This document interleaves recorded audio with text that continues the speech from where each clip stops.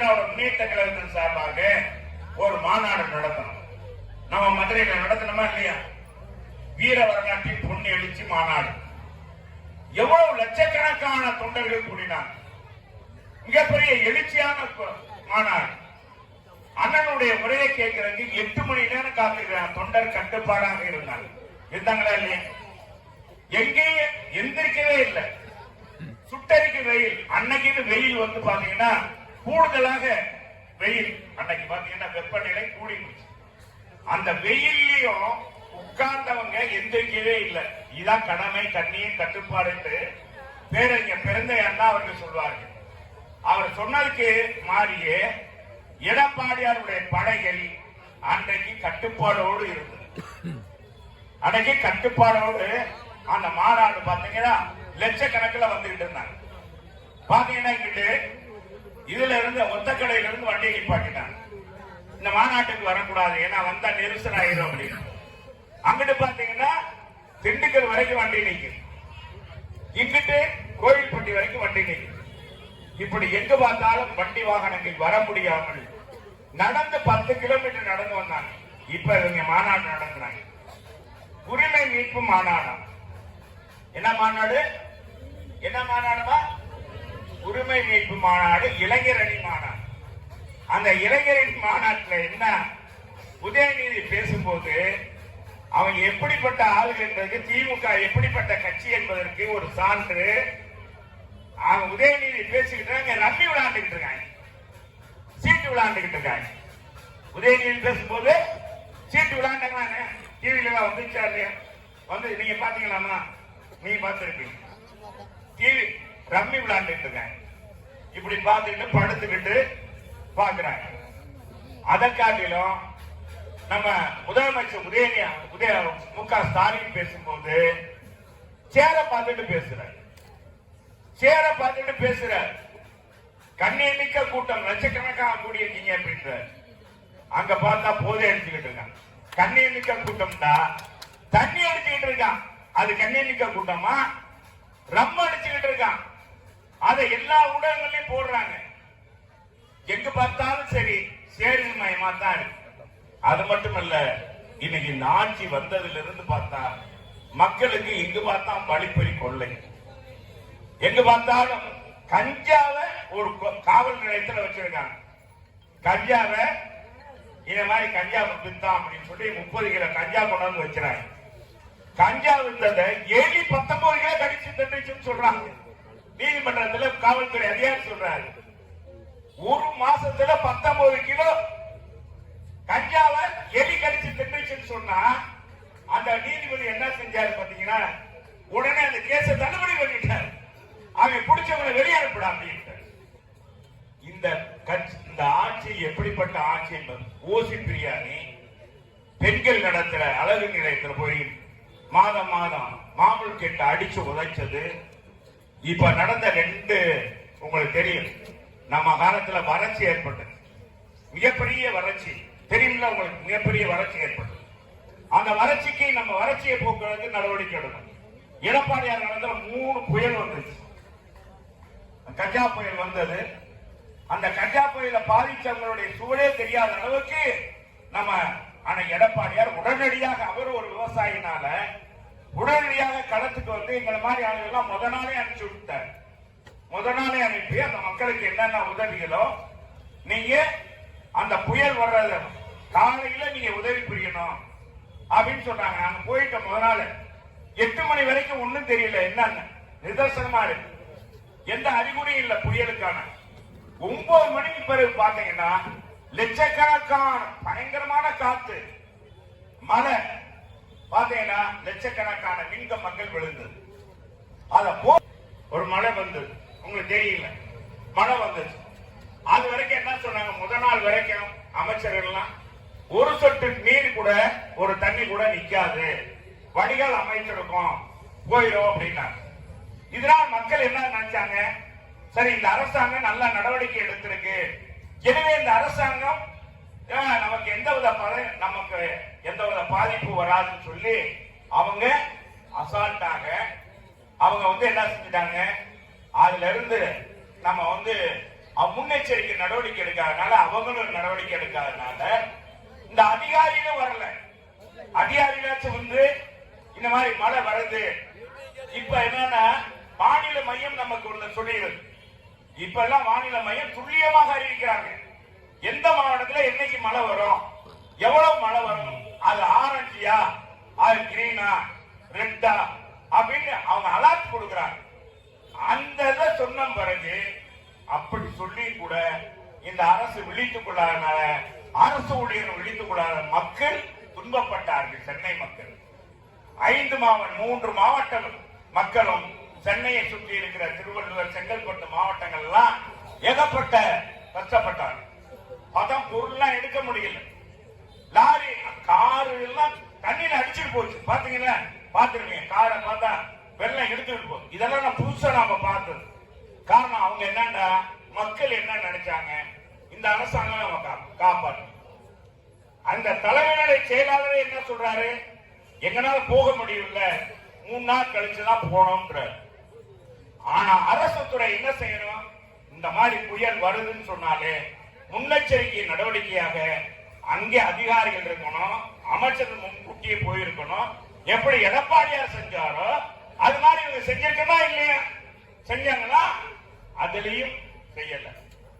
சரி, அவங்கதான் அவ்வளவு தூரம் கஷ்டப்பட்டாங்க. இங்க தென் மாவட்ட மக்கள் திருநெல்வேலி, தூத்துக்குடி, கன்னியாகுமரி, அதை ஒட்டிய மாவட்டங்கள்லாம் பாதிக்கப்படும். மிகப்பெரிய மழை, கனமழை வரும் சொல்லிட்டாங்க. 14ஆம் தேதியே சொல்லிட்டாங்க. 17ஆம் தேதி மழை வரப்போகுதுன்னு சொல்லி 17ஆம் தேதியே சொல்லிட்டாங்கல்ல. முன்னெச்சரிக்கை. இது ஒரு சான்று நமக்கு. இனியாச்சும் விழித்துக் கொண்டு இருக்கணுமே சொல்லி இந்த அரசாங்கம் அதுக்கும் விழித்துக் கொண்டு இல்ல. இங்க பார்த்தா கொட்டுன்னு கொட்டி 100 ஆண்டுகள் பார்க்காத மழை வெள்ளத்தை அந்த மக்கள் பார்த்தார்கள். பொருள் பூரா நாசமா ஆயிடும். ஆக இந்த மாதிரி நிகழ்ச்சி தான் இந்த ஆட்சியில நடந்து கொண்டு இருக்கு. இதுல என்னன்னா மிகப்பெரிய கூட்டணி வச்சிருக்கோம்னு சொல்றாரு. மிகப்பெரிய கூட்டணி வச்சுட்டு அந்த கூட்டணியை காட்டி நம்ம ஏமாற்றப்பாங்க. இப்ப இவங்க என்னன்னா எல்லா மந்திரிகளும் இன்னைக்கு கமிஷன் வாங்குறாங்க. பத்திரிகையை எழுதுகிறது. நாங்க சொல்லல, நாங்க சொன்னா அதிமுக சொன்னாங்க. பத்திரிகையில பக்கம் பக்கமா எழுதுறாங்க. எழுதி பார்த்தா ஆனாலும் ஈடி ரைடு வருது. ஜெயிலுக்கு போகிறார் ஒரு அமைச்சர், இன்னொரு அமைச்சர் மந்திரி பதவியை காலி பண்றாங்க. இத்தனை தவறு நடந்தும் கூட மற்ற மந்திரி விழித்துக் கொண்டுங்க பேசாம இருக்காங்களா, நேர்மையா செய்யறாங்களா? அதுதான் இல்ல. இருந்தாலும் என்ன நினைக்கிறாங்க, தேர்தல் நேரத்துல நமக்கு ரூபாயை கொடுத்து ஓட்டை விலைக்கு வாங்கிடலாம். எனவே நாம் எப்படி சட்டமன்றத்தில் இந்த மக்களை ஏமாற்றி நம்ம ஓட்டை வாங்கணுமோ அதே மாதிரி பணத்தை கொடுத்து ஓட்டை வாங்கிடலாம் நினைச்சு இன்னைக்கு திமுக திமிரோடு இருக்கிறது. அந்த திமிரனுடைய நடனம் இன்னைக்கு பாத்தீங்கன்னா கூட்டணி கட்சியிலே மதிக்கிறது.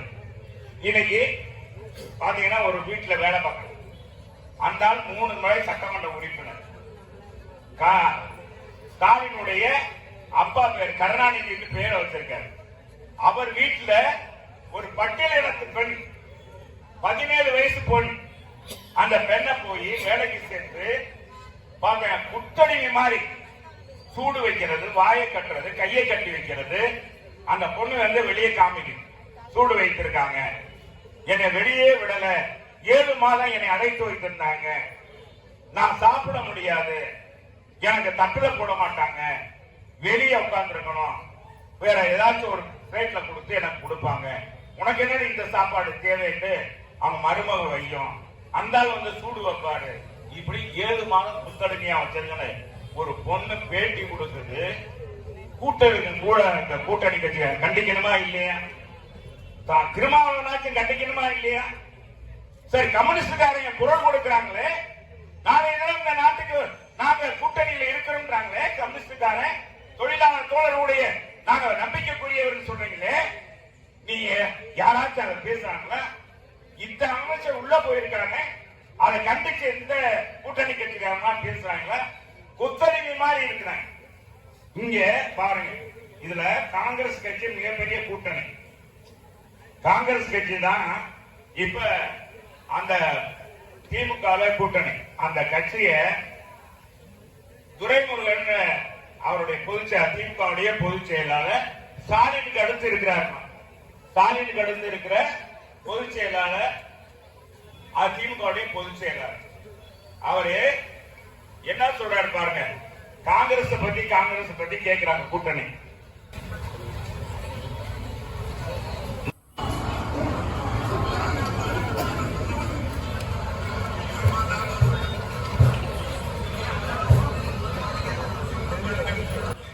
கூட்டணி கட்சி எவ்வளவு கேவலமாக பேசணுமோ அந்த அளவுக்கு திமுக உடைய பொதுச் செயலாளர் மூத்த அமைச்சர் காங்கிரஸ் பத்தி கேட்கும் போது என்ன சொல்றாரு?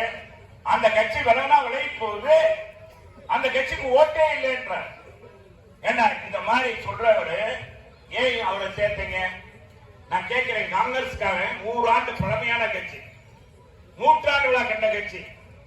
அன்னை இந்திரா காந்தி அவர்கள், நேரு அவர்கள் தலைமையேற்ற கட்சி, கருமவீர காமராஜர் தலைமையேற்ற கட்சிய எவ்வளவு கேவலமா திமுக எடை போடுதுன்னு பார்த்தா எவ்வளவு மோசமா பேசுறாங்க பாரு. இது இன்னைக்கு கேட்ட கேள்வி ஒரு ஊடகத்துக்காரர் பத்திரிகைக்காரர் போய் கேட்கிறாரு அவர்கிட்ட. என்னங்க திமுக மதிக்கிறது இல்ல வைக்கிறது இல்லைன்னு சொல்லி அது மாநில தலைவர் சொல்றாருன்னு சொன்னா என்ன சொல்லணும்?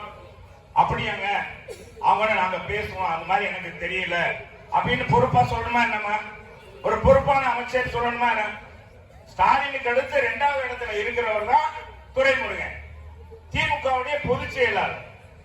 இன்னும் சொன்னா ஸ்டாலினுக்கு அடுத்த பதவியில் இருக்கிறவது நம்ம துரைமுருகன். அவர் திமுக காங்கிரஸ் எவ்வளவுக்கு எவ்வளவு இழிவா பேசணுமோ அவ்வளவுக்கு எவ்வளவு இழிவா பேசுறாரு.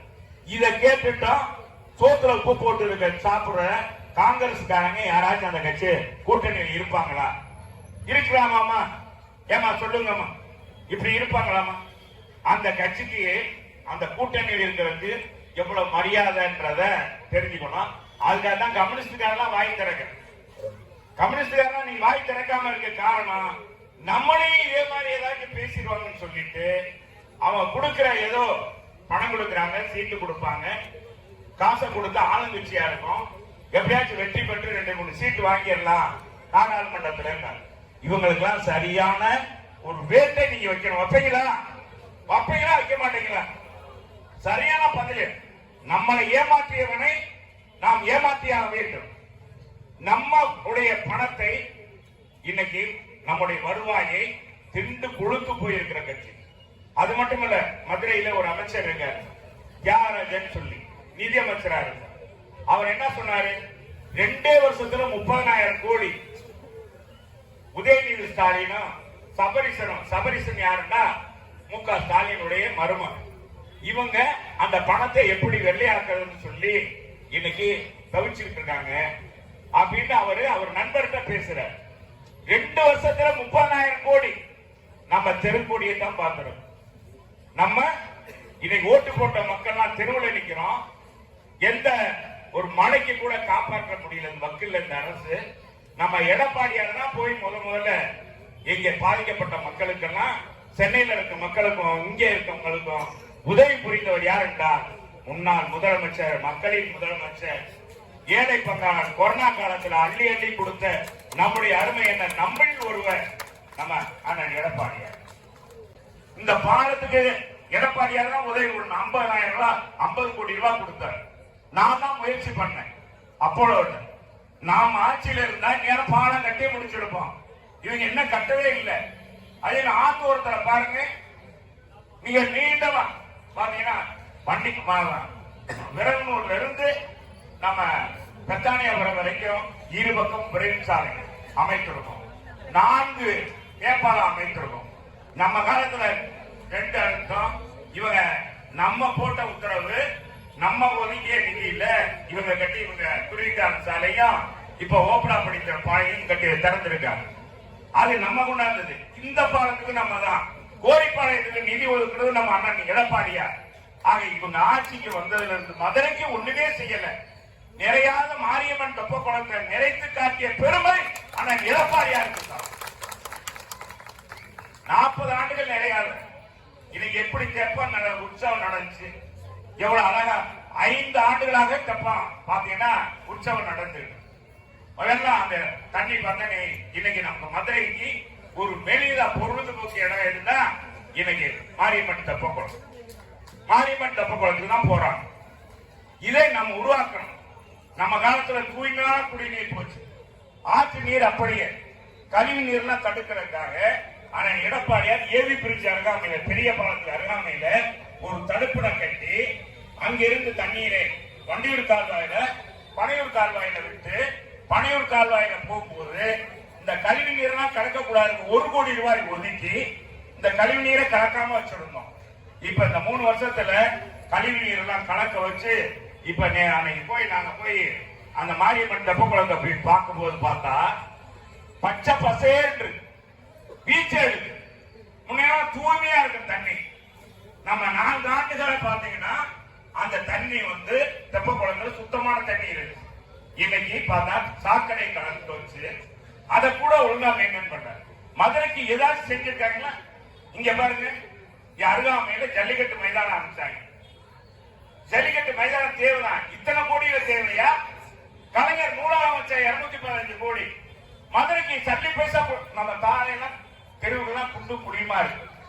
சாக்கடை ஆறா போகுது. இத்தனை ஓடுது. இவங்க ஒரு நிதி தரல. இன்னைக்கு நம்ம காலத்துல ஒதுக்கினதான் 1296 கோடியில முல்லை பெரியார்ல இருந்து எல்லா வீட்டுக்கும் இனிமேல் நீங்க வெளியே வர வேண்டியதில்லை. நம்ம கொண்டு வந்த திட்டம் முல்லை பெரியார் அணையில இருந்து நீர் வந்து 125 எம்எல்டி வந்து வீட்டுக்கு இனிமேல் வெளியே வந்து தண்ணி பிடிக்க வேண்டியதில்லை. வீட்டுக்குள்ளே நம்ம தண்ணி பிடிச்சுக்கலாம். எப்ப வேணாலும் தண்ணி, அண்டா குண்டா தேவையில்லை. பாதி பிடிச்சு வைக்க வேண்டியதில்லை. எப்ப தண்ணியை திறந்தா தண்ணி வந்துடும். அந்த திட்டத்தை கொண்டு வந்தது எடப்பாடியார். நான் தான் அதை கேட்டும் பெற்றேன்.